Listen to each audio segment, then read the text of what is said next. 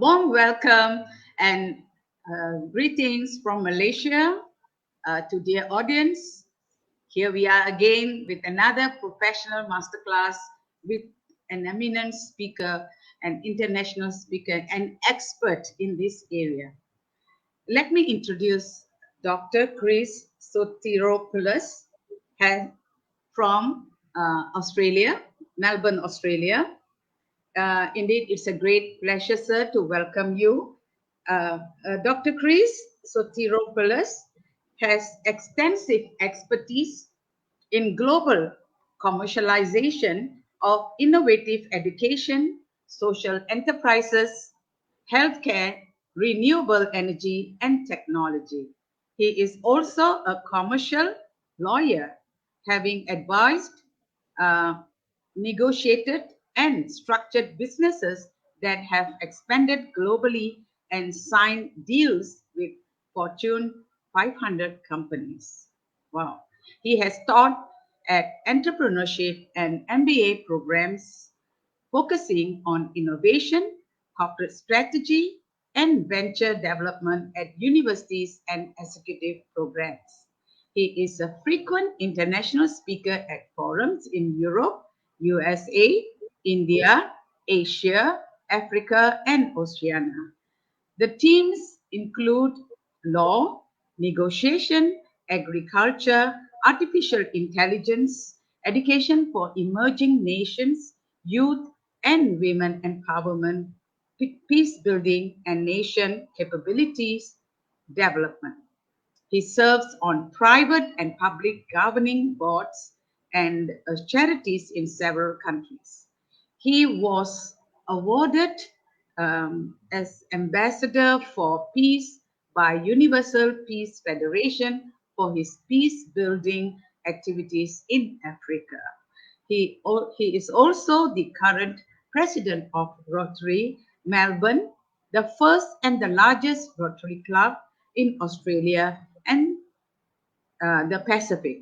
He holds her PhD in molecular microbiology, a law degree from Australian University, and has completed executive training at the Harvard Business School. Sir, we indeed really honored to have you with us on our platform today, and I gladly welcome you to start your masterclass. Thank you, Professor. It's a pleasure to Welcome. be part of this very important program.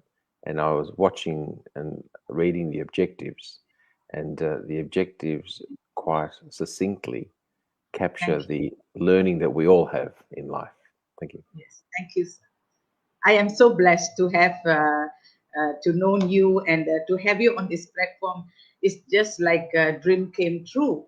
You see, because I didn't expect, that we will have such a prominent figure, and I see you are really well versed in this sector, and we love to hear what you got to say about utilizing AI in to solve problems, world problems. So this really attractive, very attractive topic. Let's start, sir. Wonderful. Thank you. Maybe we'll start with the slide. If we're able to put the slides up, we will. Okay. Okay. Wonderful. Thank you very much. So, utilizing AI to solve world problems. We hear a lot about AI in the recent marketplace.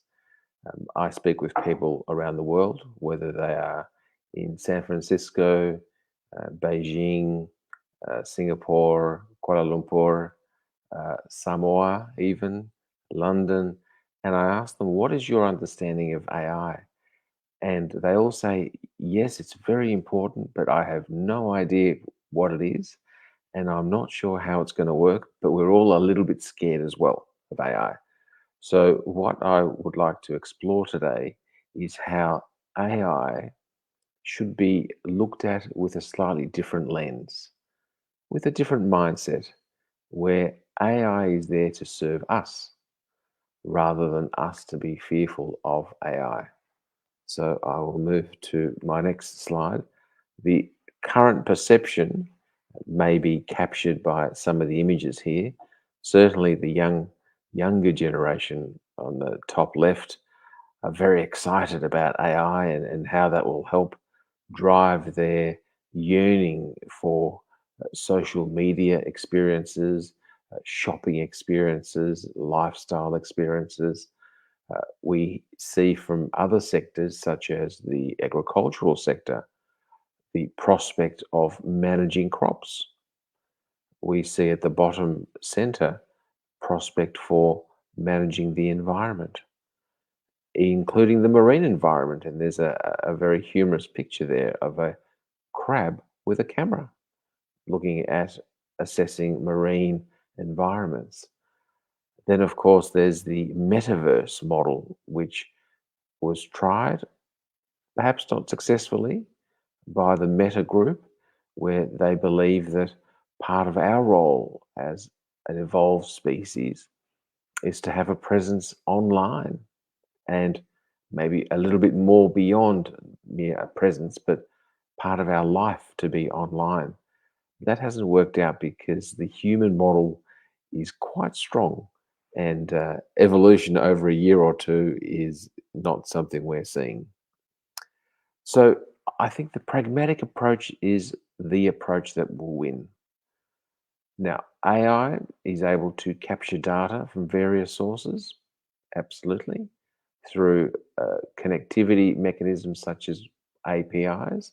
They're able to connect within databases, within banks, within customer relationships. That's pretty simple knowledge that exists today. They're able also to have direction to responsible agencies. What that means is that connectivity and then communication backwards and forwards between either the customer or the various agencies to meet a particular directive. They may make suggestions based on understanding a little bit more machine learning of the behaviors or questions that we have. In Australia, AI is currently used by a number of large corporates to augment their customer service inquiries. So they know that when someone contacts an office or a live chat, there are 80% of the questions are predicted. Therefore, they can use AI tools to then guide the customer to a satisfactory resolution. The other 20% are handled by humans. Now, this has knock on effects and impact both within towns, within a country, a region, as well as internationally. But also, the key for AI, and we should always remember this, is that we're using it to improve the health of ourselves and our communities, and also the welfare of our communities, which includes a subset of environment. So, welfare, when I mean welfare, I refer to matters such as our economic freedom, that is, our ability to look after our families, perhaps educate our children, travel, and AI can have a very significant role in that respect. However, there is no blanket solution that can be easily employed across the world. So, in fact, I'm starting with the bottom of this slide because we have, as we all regrettably know, there is a lot of poverty and disenfranchisement in many parts of the world. Even though we are able to feed the world, we don't. Even though we are able to manage our environment, we don't. Uh, our society or our global society is fractured according to geographical lines. Uh, and that's an element which I'm not here to criticize, but to say that that is part of the ingredient mix that dictates how AI can solve challenges. And if somebody says, well, AI is going to fix everything at the same time, that is just not true.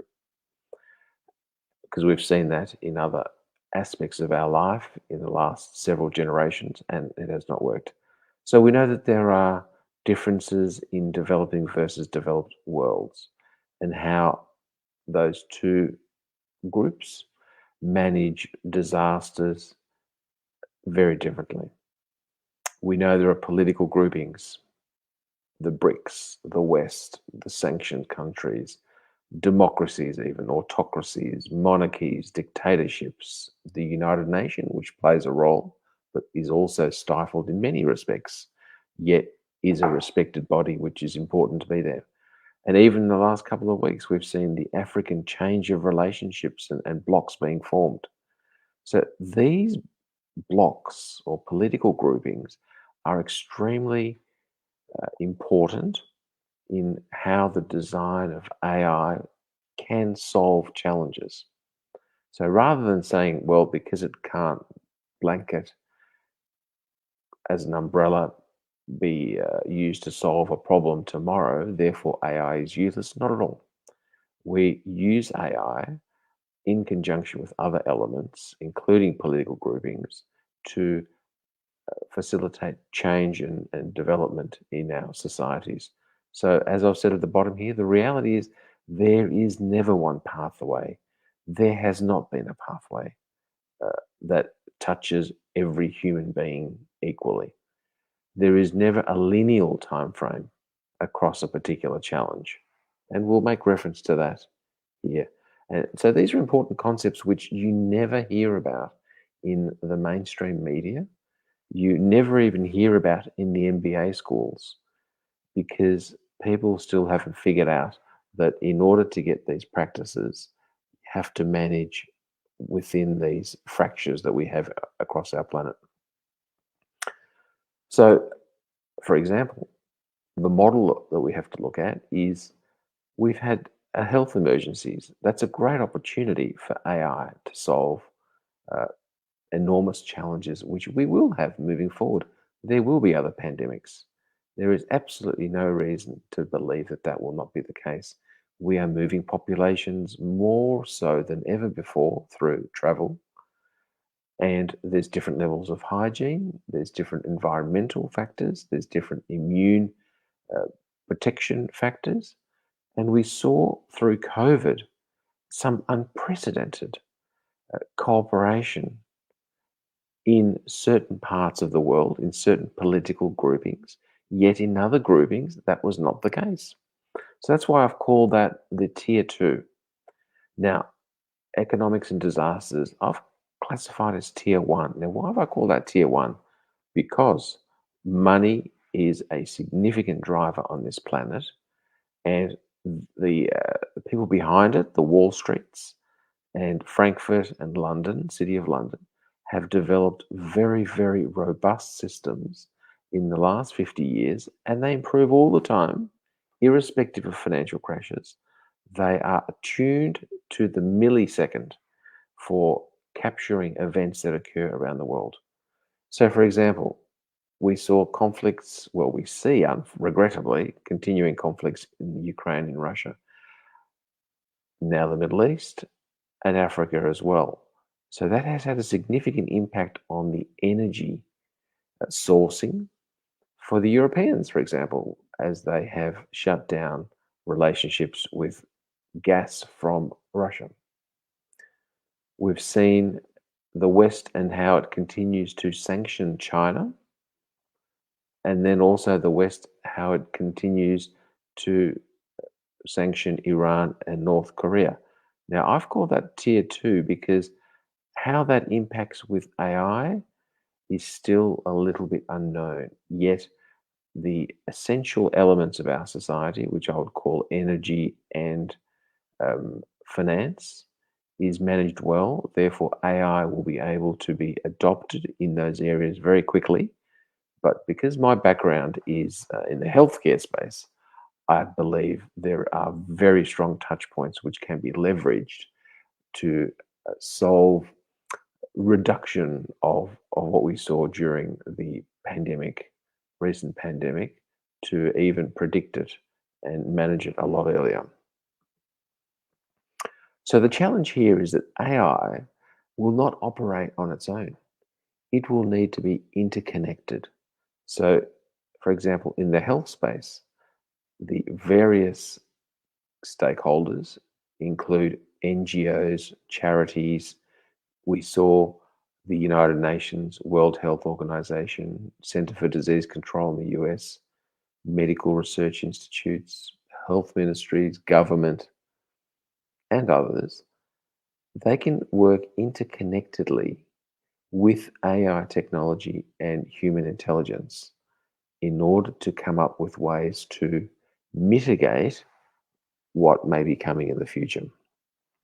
So, for example, what questions do we ask AI to solve? How do we go to, let me just jump back to that slide.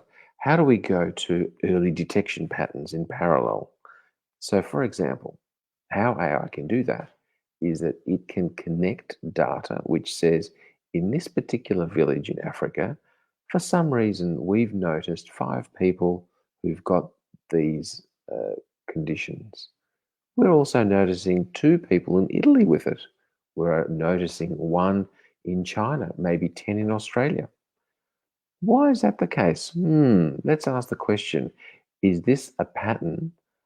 Is it being managed? Is it an unknown?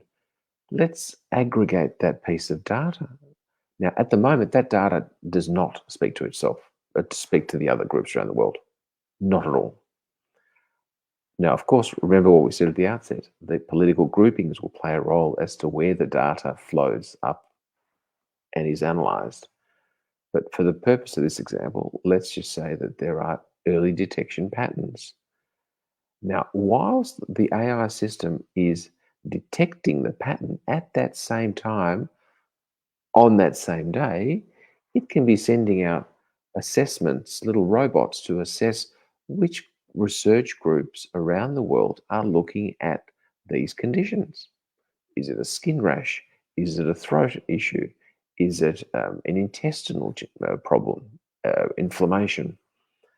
Uh, what's going on? So at the same time, AI can say, right, we've noticed 10 cases, very unusual. Within 24 hours, we can tap into who's doing research. We can tap into which drugs are being developed for these types of conditions. Again, we don't have the full data yet, but that doesn't matter. That's the whole point of AI. So, interacting with a lot of these platforms and developing treatment paths and options. And because of the speed of electronic communication, we can have this occurring several times a day across several centers around the world. Now, of course, charities are important here because often they play a role in different remote environments where maybe government officials and government medical professionals are not able to access. So they're also part of the mix.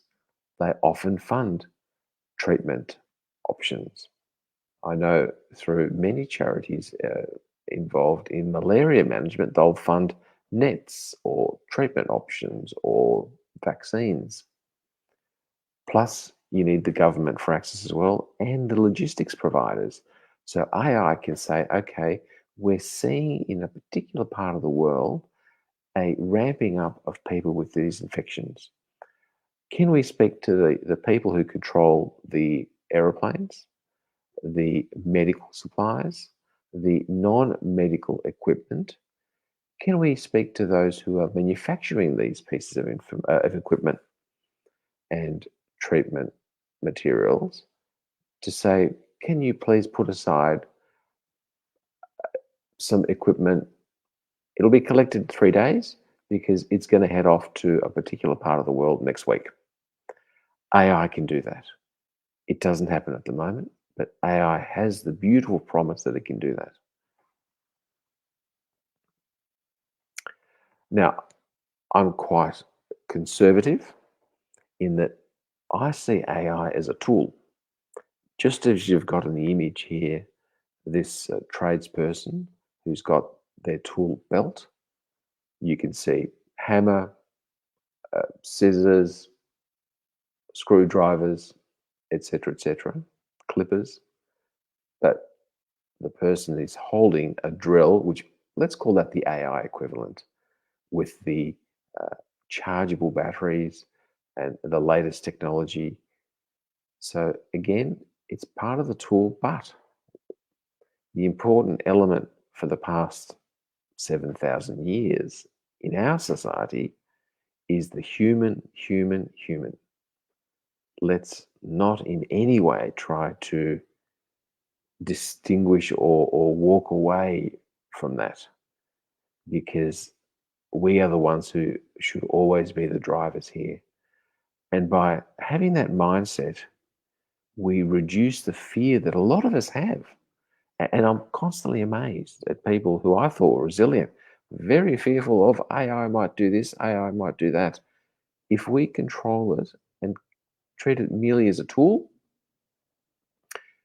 then with constant vigilance and focusing on the benefits to us, and when I say to us, I don't mean just to the human being in isolation. Earlier, I talked about the health and the welfare includes economic and environmental. So we are capturing that ecosystem. But the important thing is that it's human that controls it. So, AI designers. We know many people who are involved in software development and now are looking at the AI software pathway. Often these people, bless their souls, they're wonderful people, very technical, but they're not community minded. That's why we need a new field called techno anthropology. And I'd love to see a course designed for this purpose. So, what is techno anthropology? It is designing technology for human purposes, for us. And you might think, well, of course, software's for us. But if we look at how many steps we have to use in order to open a piece of software and send a text message, that's too long. Yet, if you had an anthropologist or somebody who's social community minded saying, you know what, this is how simple it should be to direct a message electronically. I know, for example, myself, I love the voice function, the voice dictating function. And I think it's because I'm a little bit lazy, but also as a young lawyer, many years ago, I had a secretary and a dictaphone. So I would just sit there in the office, I would visualize the letter, and I would verbalize it on the dictaphone, and then that would be typed out, and off we go. Now, I use that now daily for sending text messages, emails, and of course, it's not 100% accurate, but it's about 95% accurate, which is a good start. But that's how technology is meeting my needs. So we have to bring technology to humans and our needs. Now, people talk about customer centric architecture in the designing of software and AI software. They talk about customer experience and human centered design, but I'm seeing very little of it in reality. And what happens also in the IT area is that there's lots of what we call heritage databases, which were developed 5 years, 10 years ago, 20 years ago, 30 years ago, with poor documentation. And to go in there and correct that, which has billions of pieces of data, would cost hundreds of millions of dollars and take years and years and years. So, you know what? They just do band aid solutions. That is not customer centric architecture. In fact, I would argue that if an IT person is completing a degree, if a quarter of their degree is not in some humanities or anthropology, it should be, because that's the future. And we're all faced with the idea that we will be using more technology, but we need it to be quicker and more focused on our needs. And it's still very, very clunky. So that's what the message for AI designers. They need to work with well, not calling them humans, but certainly social directed individuals in order to make the customer experience relevant for us in AI. So, what sort of scientific data points do we look at here when the AI people are developing their tools? The human model of management. You'll see at the bottom here, I've got a number of kids in a remote location. Clearly, they have to carry water daily. This is the reality for these people. It's not about right or wrong. It's about if that's their reality, then what is AI designing, looking at to help these people? Because they can come up with solutions, engineering solutions. They can say, well, you should speak to so and so and so and so. They've got ways based on your environment, and we know what your environment looks like because we're able to access that data to get the on the ground reality. And that may come from charities that are servicing that community.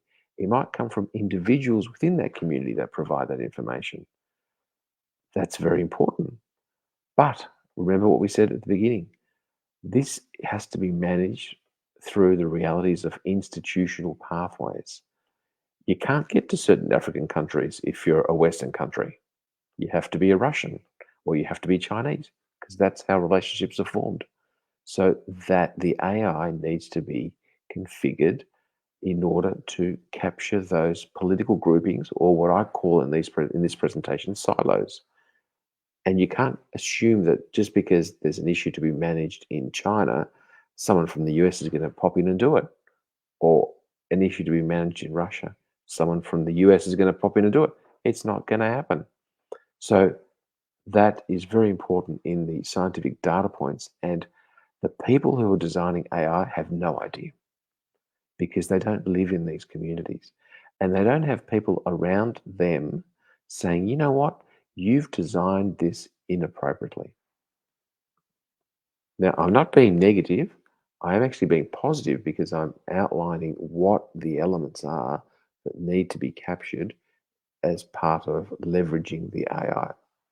So, the supply chain, it's all about supply chain. And this illustration here is quite clear in the sense that if I'm a customer and I want to purchase something, somewhere down the track, I've got to have interacted with a retailer, distributor, people who've made the parts, even source materials from Earth. So these are the important elements that the AI designers and developers need to understand because they do need to capture that data and do the connectivity when we're looking at solving different challenges. So, for example, why produce 10,000 cars when you only need to produce 500 a month, a week, whatever it is for particular communities? Why waste the resources? Should you be doing it another way? Um, so, again, the integration steps using the health example are the community groups, the charities, the NGOs, the suppliers, the logisticians, and government. Each of these groups do work together to deliver solutions. Yet, if somebody asks an AI developer, do you realize that in your development you have to be able to extract information from those groups? They'll say, no, no one told me. Okay, that's okay. But then we have to go to these groups and say, do you have the data available in a manner that can be accessed? And I can tell you what, that is very rarely the case because charities, for example, they're focused on raising money for particular projects. There could be a disaster in whichever part of the world, hurricanes, storms, tornadoes, earthquakes, tsunamis. If somebody says to them, well, where's your database? Because our AI wants to connect into your database in order to extract information to provide to the companies in the US that are providing the supplies. They'll say, we just, sorry, we don't do it. We don't know how to do it. We're not there. So again, it's not just the fault of the AI developer, but the ecosystem needs to change as well. And we're seeing this in Rotary Melbourne, where we want to be one of the leaders in this space internationally, and we're bringing on AI people, both as members and consultants, to say to us, you know what, this is how you need to redesign your relationships internally, but also with the external AI community in order to better deliver service to your customers. Mind you, there are huge issues with cyber risk, but let's not talk about that today. So, the supply chain integration steps are very, very important. So, somebody who understands that, and usually the engineers are the best at this because they're technical, they know, for example, how to build a bridge, what tensions are required, what are the materials, time frame, in order for the bridge to stand up. So, we have a lot of respect for people that think like that. Now, another area you've got to look at is the innovators. So, the innovators are the people who come up with these solutions, whether they are at a community level. And that's very important because a lot of solutions are managed at the village, at the little township, at the apartment complex. We don't give them a lot of credit for that. And usually they don't know how to exploit that internationally, but that is the case. We know that there's innovators within government, institutions such as research institutes. We know companies have research departments as well, or contract out. There's also the startup ecosystem, and we're seeing lots of young kids getting involved with that.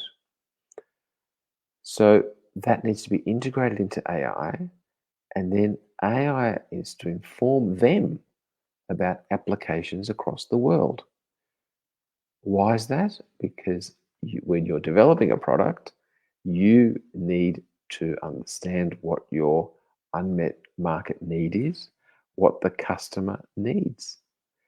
Unfortunately, because I'm involved in the commercialization space, people come to me with wonderful ideas, wonderful opportunities, and they've got some fantastic ideas about revenue that they're going to generate.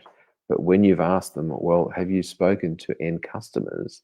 And do you have distributors who have endorsed this wonderful delivery system? They say, oh, that's not our role. Someone else will do that down the track. Wrong answer. It has to be done earlier. And AI can do that because, on the one hand, AI looks at what's happening at the end customer and then can come back to the researcher and say, you know what you're doing is wrong. There is no way somebody should be paying that much, or the product looks like that, um, or is not robust, or requires servicing back at headquarters in the US when you're sending it to Eastern Europe. Not going to happen. So that is very important, and AI can do that really well. Now, this looks like a complex slide, but it's not. So silo needs to be aligned with geopolitics. So a silo is the political grouping. So you might have here the BRICS as one grouping, the West, the sanctioned countries, and other countries which come and go within those groups. So there is no single umbrella operational structure to deliver value in one AI solution. So AI then informs them about the applications around the world. So if there's some interesting applications in the BRICS grouping, then that might be informed to the West to say, you know what, we're doing this and we're going to find these solutions for our local issues. You might want to think about potentially using it or developing friendly relationships because there's some learnings you can take. Now, we noted with the COVID learnings, we noted the positives and negatives during lockdown. Across the silos, what did we notice, for example? The vaccination rates in Africa were extremely low. Vaccine hesitancy was extremely high. They couldn't even access the vaccines. Whereas in the West, the vaccines were there, governments paid for it, but there was a huge hesitancy. and therefore mandates or the equivalent of had to be instituted. So that varied again country to country. In some parts of the world, China had very strict regimens on vaccine, and they just didn't tolerate hesitancy. So, therefore, AI cannot say, right, everyone, guess what? We have a vaccine. We can tell you exactly how you should lock down and for how long, because across the silos, it's taken up at different stages. And there is no way, regrettably, again, in our generation and that of our kids and grandkids, that I believe the silos will be removed. We're still, we haven't evolved beyond that warring element that we have within our DNA. So then there was the post lockdown learnings. We're finding, and again, this is really important. It's not about being anti anything. It's about assessing the reality, and that's what AI does. It has to assess the reality of what have we learned. Have we learned that we need more testing for the vaccines or the measures for disease assessment? Have we learned that COVID, long term COVID, is an issue which can lead to a lot of other diseases? That leads to the severity of the problem of receiving COVID. Why is it that in some people it's not a problem? I've been vaccinated as I've had to continue my legal practice. However, I haven't contracted COVID. I have friends who've contracted it 4 times, 5 times. Why? I don't know. So that's the sort of stuff that AI has got to look at and learn and say, why is it within certain populations that we're seeing this? Is it a behavior? Is Chris behaving a bit differently? Is he not attending all those big functions? What's going on? They're the sorts of learnings that we need to look at. And AI can do that really well, can do it very well, very quickly. So I've broken this down into 2 phases. Phase one, and for those of you inquiring the image on the right, it's an artificial intelligence image. News coverage, I think this is Indonesia. We know that in several parts of the world, now TV reporters are not real humans. And they're trialing it, and in China and Russia and clearly Indonesia. Hasn't hit Australia as yet, but that's okay. It is what it is, and if the culture's happy for it, great. So phase one, and this is what's interesting.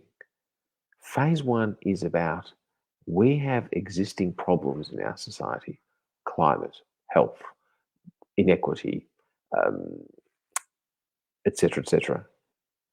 AI can be used to come up with solutions based on capturing data of what the problem is, where the problem is, which other groups around the world are developing solutions, which groups can get the solution to that, and can it be managed and embedded into a change.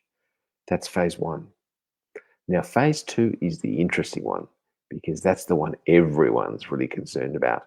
Oh my God, the robot is, oh, the machine, the sentient being will propose solution, will require or seek from us solutions for future problems that we are not aware of, because the predictive modeling that AI will learn, it'll say, you know what, in the future society, you need, this is coming, this disaster or this challenge or this environmental degradation is coming. So you need to come up with solutions now for a future problem. And I think that's absolutely possible.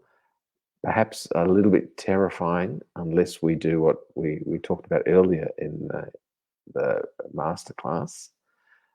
But I think it's a good thing for the machine. I've called it the machine because I wanted to downgrade it.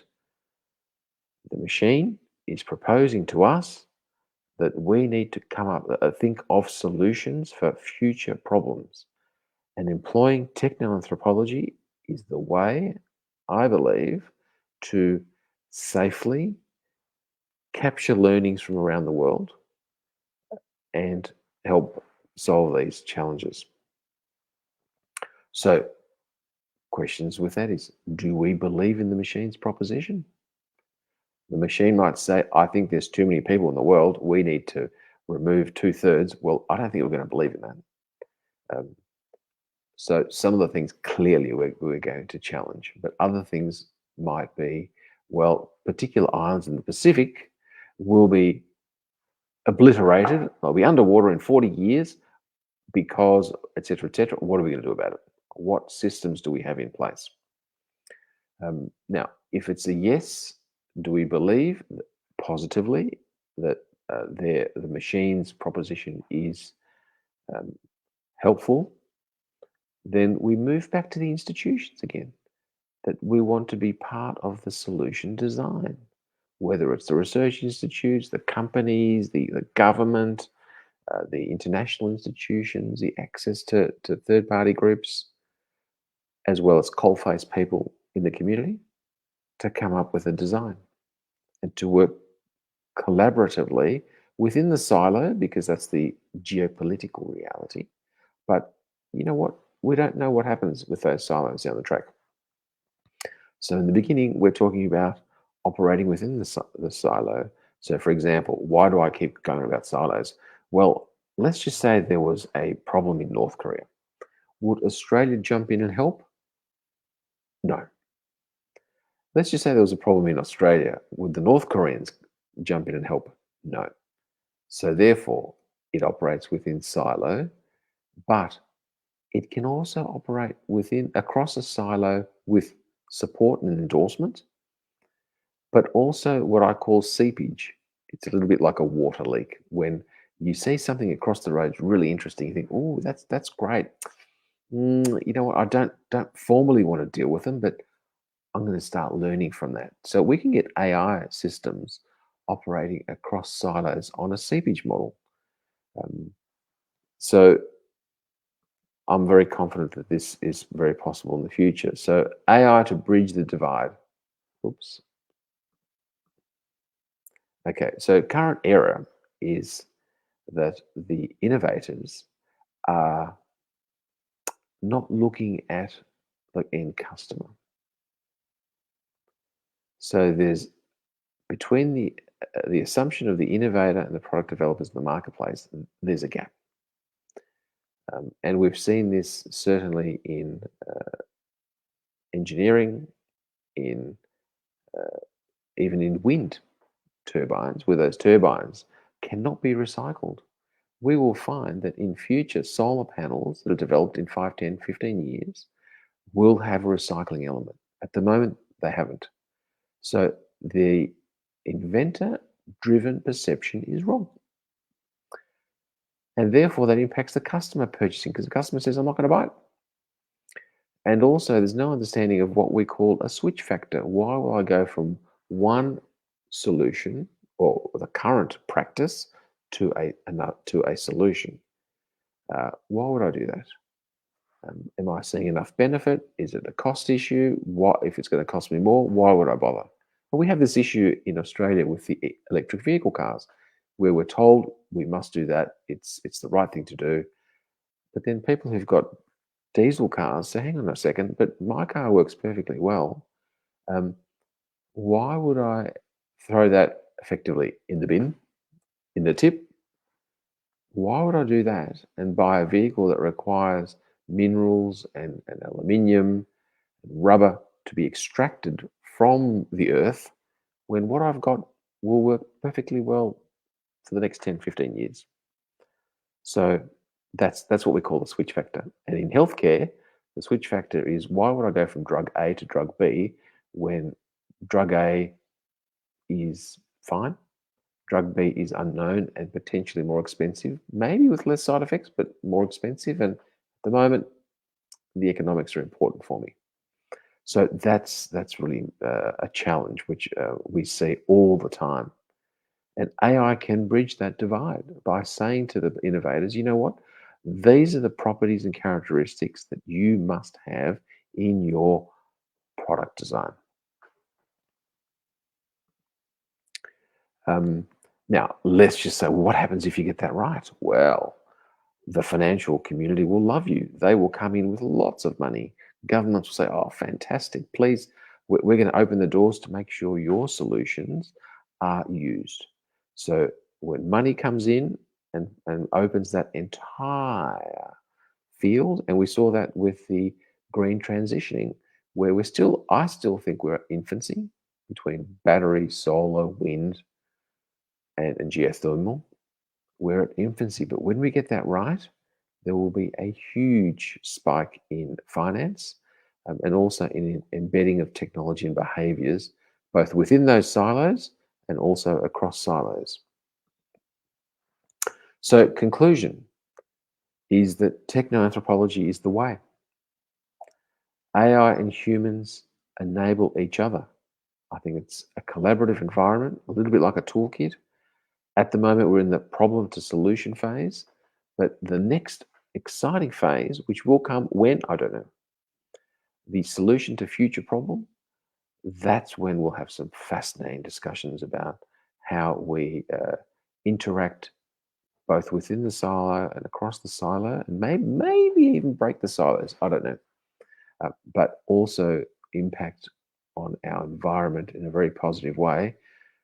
And that's why I've got the picture of this chap here sort of looking up and smiling, perhaps being a bit sarcastic, because we have to jump that hurdle as well as we move into AI. And you see all those AI programs there, most of them are just going to be superseded in a couple of years because they're extremely inaccurate, because they also in their design didn't look at what us as end customers want. So this is a moving feast, absolutely, but I think it's a very positive environment. And I think for us as communities and for our various stakeholders, including charities and NGOs and logistics people to be involved, is important rather than to wait for some AI firms to come up and say, guess what, we have a solution and please take it and buy it, and no flexibility. So with that, I thank you for the opportunity to provide this masterclass.